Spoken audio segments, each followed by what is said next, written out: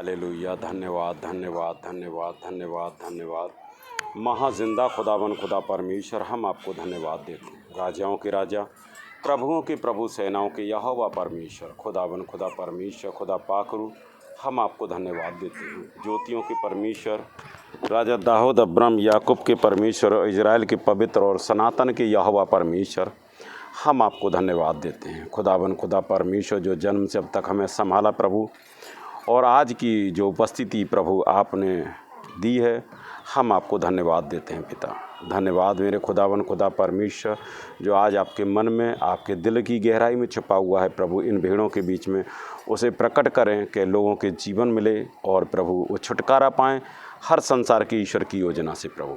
धन्यवाद मेरे पिता, अपने दास की बुद्धि को अपनी आत्मा के नियंत्रण में रखें प्रभु, और जो भी वचन हो तेरी सामर्थ्य अभिषेक के द्वारा हो प्रभु। धन्यवाद मेरे पिता, आदर और महिमा सम्मान देते हैं, यीशु नासरी के नाम से मांग लेते हैं, आमीन।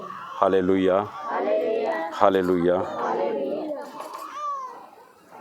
देखिए, प्रभु तो अद्भुत कार्य करने वाला परमेश्वर है, लेकिन हमारे जीवन में अद्भुत कार्य करता कब है? जब हम उसकी आज्ञाओं और उसकी विधियों और इच्छाओं को पूरा करते हैं। लेकिन हम अपनी इच्छाओं की ज़्यादा लालसा रखते हैं, बल्कि परमेश्वर की इच्छाओं को हम बहुत कम पूरी करते हैं। और जब हम परमेश्वर की इच्छाओं को पूरी नहीं करते, उसके कारण हमारे सामने क्या आता है? परेशानी, दिक्कतें, हालात आ जाते हैं। हमें हालात, परेशानी और दिक्कतों से बचने के लिए क्या करना चाहिए?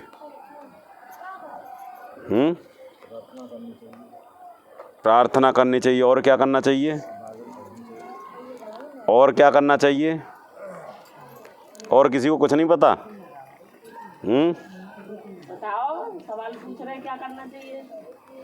हमारे सामने हालात, परेशानी आते हैं तो हम डगमगा जाते हैं कि प्रभु हम क्या करें। और जब हमें बचने के लिए क्या करना चाहिए? प्रार्थना करनी चाहिए।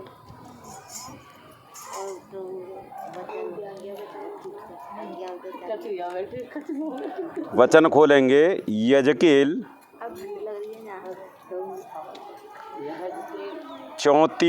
33 का 13। प्रभु यीशु मसीह हमें इस संगति में क्यों लेकर आए हैं? प्रभु यीशु मसीह हमें इस वचन में क्यों लेकर आए हैं? हमें इसलिए लेकर आए कि हमारा उद्धार हो सके। हमें अच्छे देश के लोगों में से निकालूंगा। कौन सी पढ़ रही है? 33 का 13 है। 33 का 14।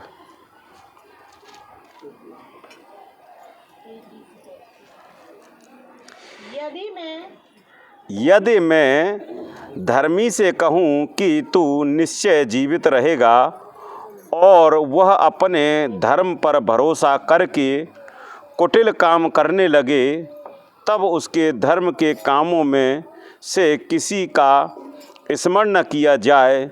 जो कुटिल काम उसने किए हों, वह उन्हीं में फंसा हुआ मरेगा। प्रभु का वचन कहता है कि आप लड़ाई मत करो, झगड़े मत करो, डहा मत करो, विरोध मत करो, आपस में लड़ाई झगड़े मत करो, पड़ोसी से नफ़रत मत करो। लेकिन यदि हम आज भी वही कर रहे हैं तो हमारा उद्धार नहीं है, बल्कि हमारा क्या है? वही नाश है जो संसार का होता है। फिर जब मैं दुष्ट से कहूँ तू निश्चय मरेगा, और वह अपने पाप से फिर कर न्याय और धर्म के काम करने लगे, अर्थात यदि दुष्ट जन बंधक लौटा दे, अपनी लूटी हुई वस्तुएं भर दे, और बिना कुटिल काम किए जीवनदायक विधियों पर चलने लगे, तो वह न मरेगा, वह निश्चित जीवित रहेगा। अब एक संसार का व्यक्ति है और आपसे ज़्यादा प्रभु को मानने वाला हो, प्रभु का भय मानता हो, या प्रभु के अनुसार कार्य करता हो, तो उसका हो सकता है कि प्रभु उसका उद्धार कर देगा। हम प्रभु में चल रहे हैं और उसकी आज्ञा और विधियों के अनुसार नहीं चल रहे हैं, हमारे अंदर आज भी हटीलापन है, हमारा विश्वास लटकती हुई एक कील के समान है जो हिलती रहती है, यदि उस तरीके से चलते हैं तो हमारा उद्धार संभव प्रभु में नहीं है। आज हम बड़ी बड़ी बातें करते हैं कि हम प्रभु के दास हैं, हम प्रभु की महिमा कर रहे हैं, प्रभु हमारे साथ है, लेकिन प्रभु कहता है कि मैं अच्छे लोगों के साथ रहता हूँ, गलत लोगों के साथ मेरा कभी वास्ता नहीं रहता। तो यहाँ जो वचन कह रहा है वो कह रहा है कि आदमी संसार में चल रहा है लेकिन उसके अंदर प्रभु वाले गुण हैं, तो उसको वो परमेश्वर क्या करेगा, जीवित रखेगा। जितने पाप उसने किए हों उनमें से किसी को स्मरण न किया जाए और न्याय और धर्म के काम किए और वह निश्चित जीवित रहेगा। यदि कोई आदमी पापी है और अपने पापों का प्रायश्चित कर लेता है और प्रभु की आज्ञाओं और विधियों के अनुसार चलता है तो प्रभु उसे कभी भी दंड नहीं देगा। क्योंकि प्रभु में हम आए तो प्रभु ने एक वचन और कहा है, यही यजकेल के 36 के 26 को खोलेंगे, ये प्रभु ने कहा है और किसी ने नहीं कहा। मैं तुमको नया मन दूंगा और तुम्हारे भीतर नई आत्मा उत्पन्न करूंगा और तुम्हारी देह में से पत्थर का हृदय निकाल कर तुमको मांस का हृदय दूंगा। कितनी बात कही है। क्या कह रहा है प्रभु, मैं तुमको नया मन दूंगा और तुम्हारे भीतर नई आत्मा उत्पन्न करूंगा और तुम्हारी देह में से पत्थर का हृदय निकाल कर तुमको मांस का हृदय दूंगा। तो प्रभु किस मन की बात कर रहा है? क्या हमारे अंदर आज मन में परिवर्तन है? क्या हम पुरानी परंपराओं पे आज भी चल रहे हैं? क्या हमने जो प्रभु में आने से पहले जो करते थे वो आज भी कर रहे हैं? तो हम कहाँ हैं प्रभु में? प्रभु कहता है अपना नया मन दूंगा। नया मन कैसा होता है? जैसे एक बच्चा पैदा होता है, छोटा होता है, तो उसका नया मन क्या होता है? वो किसी के पास भेज दो, चाहे दुश्मन के पास भेज दीजिए और चाहे आप पड़ोसी के पास भेज दीजिए, वो उससे नफरत नहीं करेगा। वो उसको ऐसे समझेगा कि ये सब मेरे परिवार के लोग हैं। तो वही बात को कह रहा है कि हमारे अंदर एक हृदय लहू और मांस का होना चाहिए, न कि पत्थर का मांस हो। क्योंकि हम पत्थर के यदि हृदय को रखेंगे तो हम किसी पर दया नहीं करेंगे। जो प्रभु हमें आज्ञा देता उन आज्ञाओं को मानेंगे नहीं। हम अपने हटीले मन के कारण वैसे ही चलते रहेंगे जैसे चले आ रहे हैं। तो परमेश्वर कहता है यदि तू अभी संसार की अभिलाषाओं को त्यागेगा नहीं तब तक तू मेरे योग्य नहीं बनेगा।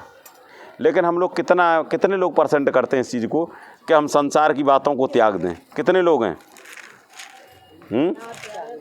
कितने लोग हैं जो हम संसार की बातों को त्याग कर प्रभु की बातों को ध्यान दें? क्योंकि प्रभु कहता है कि रोज़ आप संगति में चलते रहो, रोज़ प्रभु को प्रभु प्रभु चिल्लाते रहो, रोज़ प्रार्थना करते रहो, लेकिन यदि आपका मन परिवर्तन नहीं है तो प्रभु आपको एक भूसे के समान उसी अनंत खाई में डाल देगा जिसमें उसने पापियों के लिए पहले से बचा रखी है।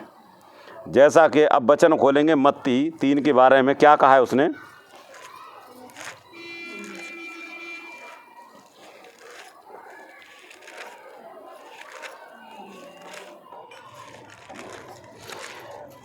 मत्ती 3 के बारे में क्या लिखा है? उसका सूप उसके हाथ में है और वह अपना खलियान अच्छी रीति से साफ करेगा और अपने गेहूं को तो खत्ते में इकट्ठा करेगा परंतु भूसी को उससे आग में जलाएगा जो बुझने की नहीं है।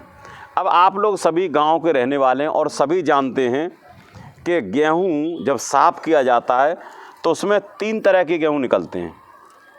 3 तरह की पार्टीशन होती है। वो कौन से पार्टीशन होते हैं 3 तरह की, बताएगा कोई?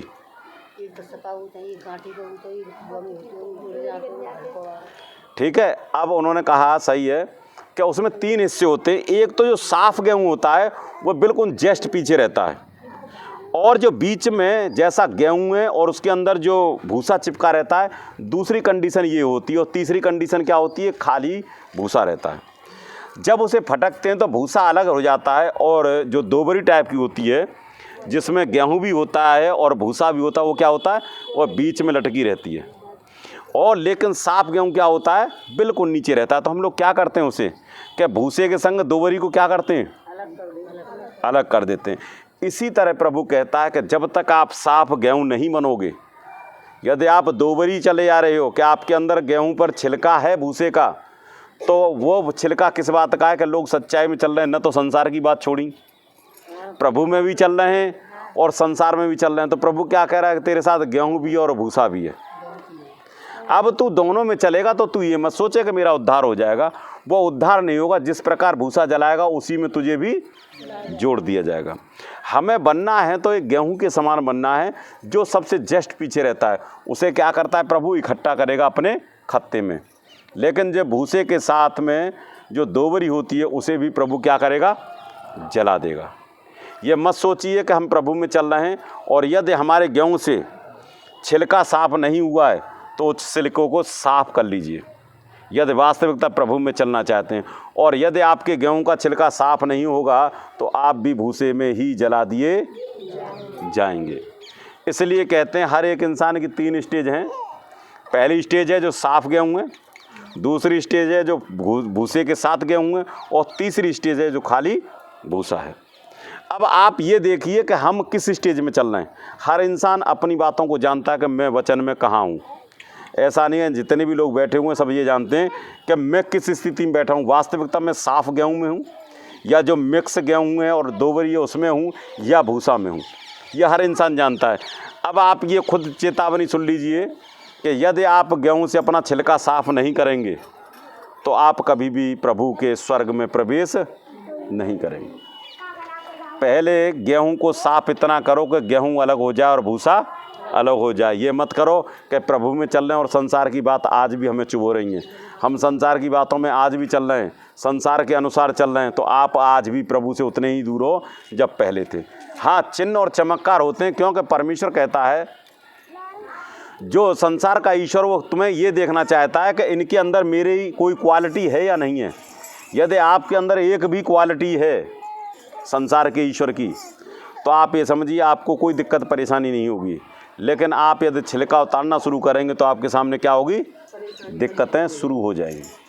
यदि आपने आज भी अपना छिलका नहीं उतारा तो आप भी उस धधकती हुई आग में गिरोगे जो कभी बुझने की नहीं है। क्योंकि हम ये कहते हैं ना, प्रभु काम नहीं करता, प्रभु हमेशा काम करने आया है। जैसा एक और वचन लेंगे जो यीशु पानी में चल रहा है, जैसा नहीं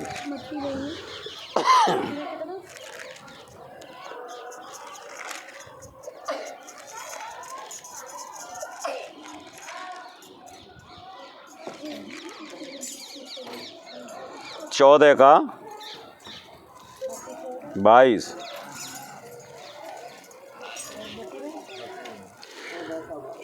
तब उसने तुरंत अपने चेलों को नाव पर चढ़ने के लिए विवश किया कि वे उससे पहले पार चले जाएं। जब तक वह लोगों को विदा करे, वह लोगों को विदा करके प्रार्थना करने को अलग पहाड़ पर चला गया, और सांझ को वह वहाँ अकेला था। उस समय नाव झील के बीच में लहरों से डगमगा रही थी, क्योंकि हवा सामने की थी, और यीशु रात के चौथे पहर झील पर चलते हुए उनके पास आया। चेले उसको झील पर चलते हुए देखकर घबरा गए और कहने लगे, ये भूत है। तो प्रभु यीशु मसीह हमारे से कितनी दूर रहता है। जब चेले प्रभु ने बैठा ले तो शाम को बैठा ले, और प्रभु यीशु मसीह उनके पास चौथे पहर जो 3 बजे का टाइम होता है वह कितनी जल्दी पहुंचा होगा। वो कहते हैं ना, प्रभु हमसे दूर है। प्रभु हमसे दूर नहीं रहता, प्रभु हमारे बिल्कुल नज़दीक रहता है। उसने कहा जैसे 5 बजे उसने ट्रेन छोड़ दी और वो मालूम बॉम्बे चली गई, और हमारा प्रभु इतना है कि उसने पलक झपकते ही वो क्या हुआ, बॉम्बे पहुंच जाता है। तो जैसे ही वो लोग झील के बीचों बीच करीब चौथे पहर मतलब 3 बजे के टाइम पे पहुँचे तो प्रभु उन्हें नज़र आ गया, और नज़र आते उन्हें क्या लगा कि ये भूत आ गया। एकदम डर गए, डर के मारे चिल्लाने लगे। तब यीशु ने तुरंत उनसे बातें की और कहा, ढांढस बांधो, मैं हूँ, डरो मत। क्या कही प्रभु ने? ढांढस बांधो मैं हूँ, क्या कही, मैं हूँ डरो मत। हम लोग कितना करते हैं इस चीज़ को? हम कभी विश्वास करते हैं कि वास्तविक प्रभु हमारे साथ हैं? जब हमारे सामने परेशानी आती है तो हम प्रभु को भूल जाते हैं, लेकिन उस जगह प्रभु क्या कह रहा है कि ढांढस बांधो मैं हूँ डरो मत। लेकिन हम लोग डर जाते हैं। अभी किसी के साथ कोई घटना घटित हो जाए तो प्रभु को भूल जाएगा, रिश्तेदारों को याद बहुत जल्दी करेगा और कहेगा कि भाई मेरे तो ये परेशानी हो गई। लेकिन यहाँ प्रभु कह रहा है ढांढस बांधो मैं हूँ डरो मत। पतरस ने उसको उत्तर दिया, हे प्रभु यदि तू है तो मुझे अपने पास पानी पर चलकर आने की आज्ञा दे। उसने कहा आ। क्या कही? आ शब्द का मतलब क्या है? शब्द एक वचन है और प्रभु यीशु मसीह ने कही आ, तो पतरस क्या हुआ? उतर कर पानी में चलने लगा। तो ऐसा संभव है कि वो पानी में चलने लगा। वो क्यों चलने लगा पानी में? हैं? जो यीशु मसीह ने कहा आ, तो आ का मतलब है कि उसके पैरों के नीचे परमेश्वर के वचन का प्लेटफॉर्म बन गया, नाव बन गई और उस पर क्या हुआ? चलने लगा वो। यदि प्रभु के वचन को न ग्रहण करता वो आ शब्द को, तो वो पानी में नहीं चल सकता था, क्योंकि प्रभु ने जो आदेश दे दिया, उसने कहा कि तू आ मेरे पास में। और हम यदि घबरा जाते हैं तो हमारे पैरों के नीचे जो प्लेटफॉर्म परमेश्वर बनाना चाहता है, प्रभु यीशु मसीह बनाना चाहता है, वो क्या होता है? हट जाता है। और जब हट जाता है तो हम क्या करते हैं? गिर जाते हैं। जैसे उसने कहा आ, तब पतरस नाव पर से उतरकर यीशु के पास जाने को पानी पर चलने लगा। तो प्रभु यीशु मसीह का जो आ वचन था वो क्या हुआ? उसके पैरों का प्लेटफॉर्म बन गया, उसके नाव बन गई और वो क्या हुआ? पानी पर चलने लगा। पर हवा को देखकर डर गया और जब डूबने लगा तो चिल्लाकर कहा, हे प्रभु मुझे बचा। क्यों डूबने लगा? अब आती है दो चीजें कि विश्वास था जब तक वो चलता रहा, लेकिन उसके विश्वास में जब शंका आ गई तो क्या हुआ? वो गिरने लगा। तो हमें विश्वास दो तरीके का होता है। एक तो विश्वास होता है जो बगैर शंका के होता है, और एक विश्वास होता है जिसमें शंका होती है। तो जब तक पतरस प्रभु पर विश्वास करता रहा और आ शब्द के प्लेटफॉर्म को जानता रहा कि वो मेरे साथ है, तब तक वो पानी में चलता रहा। और जब उसने शंका की कि मेरे नीचे कुछ नहीं है, तभी उसने क्या हुआ? वो डूबने लगा। अभी आपको देखना कि आपका विश्वास कैसे है। क्या आपका विश्वास शंका भरा है या पूर्ण विश्वास है? यदि पूर्ण विश्वास है तो आप पानी में कभी भी डूबेंगे नहीं, और यदि आपका शंका भरा है तो आप निश्चित पानी में डूबेंगे। उसे कोई भी नहीं बचा सकता, क्योंकि हमारे जो पैरों के नीचे चलता है, मुंह से जो वचन निकलता है प्रभु का, वही हमारे जीवन में कार्य करता है। और जब हम उसे अपने जीवन में उतारते हैं तो वो हमारे लिए क्या बनता है? एक कवच के समान हमारे शरीर के चारों ओर निर्माण कर देता है। और यदि इस कवच में कहीं भी छेद हो जाए तो क्या होता है? संसार का ईश्वर उसे तोड़ देता है। अब ये हमें और आपको निर्भर करना है कि हमें वो कवच कैसा बनाना है, हमें कैसे अपने पैरों के नीचे प्लेटफॉर्म बनाना है, ये हम पर निर्भर करेगा। यदि हम आज भी नहीं अपने आप में विचार करते हैं तो जिन आशाओं को, जिनको लिए हम बैठे हैं, वो हमारी आशाएं कभी भी पूरी नहीं होंगी। क्योंकि जब तक हमारे मन का खतना नहीं होगा, जब तक हमारे मन का फिराव नहीं होगा, तब तक प्रभु हमारे साथ नहीं है। चिन्ह और चमत्कार करना ये संसार का ईश्वर भी कर सकता है। इसे आप ये मत सोचिए कि प्रभु हमारे साथ है। प्रभु जब ही है उसके साथ जो प्रभु की आज्ञाओं को मानता है, जो उनकी आज्ञाओं के अनुसार चलता है। प्रभु कहता है कि 6 दिन काम कर और 7वें दिन विश्राम कर। लेकिन हम लोग फिर भी इस संसार की लालसाओं में इतने डूबे हैं कि 6 दिन में भी हम 7वां दिन प्रभु के लिए नहीं देना चाहते। जब प्रभु को नहीं देना चाहते तो प्रभु भी कहता है कि ठीक है, मैं भी तेरे लिए समय नहीं दूंगा। ठीक है, प्रभु का धन्यवाद करते हैं। यीशु।